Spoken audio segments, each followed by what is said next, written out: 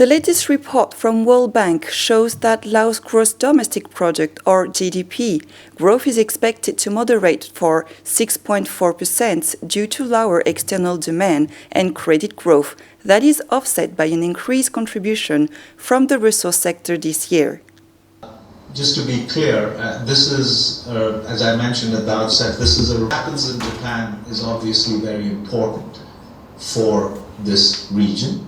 Commenting on the report, World Bank East Asia and Pacific Regional Vice President Axel van Trotsenburg said the East Asia Pacific region is expected to grow 6.5% in 2015, moderating slightly from 6.8% last year, while the rest of the developing East Asia is expected to grow 4.6%, similar to the rate last year. The Japanese government is pursuing what is called Abenomics are very important.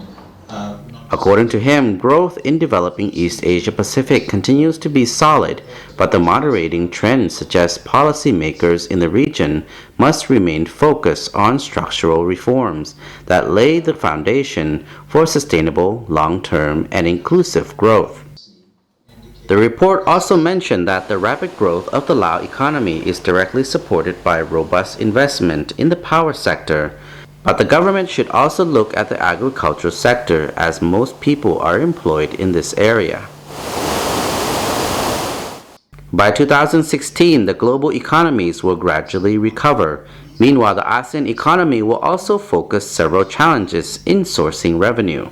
Ideally located close to China, the CLM countries of Cambodia, Laos, and Myanmar will significantly be an important investment and tourism destination for China. The report assumes a gradual slowdown in the Chinese economy in 2016-2017. This scenario is likely because China has sufficient policy buffers and tools to address the risk of a more pronounced slowdown, including relatively low public debt levels, regulations restricting savings outside of the banking system, and the state's dominant role in the financial system.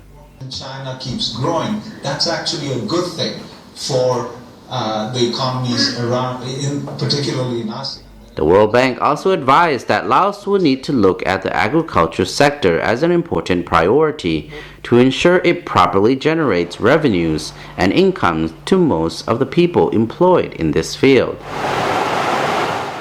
However, product diversification and improved education are areas the Lao government must actively improve in a bid to meet the demand for products and jobs when the ASEAN Economic Community comes into being at the end of this year. The United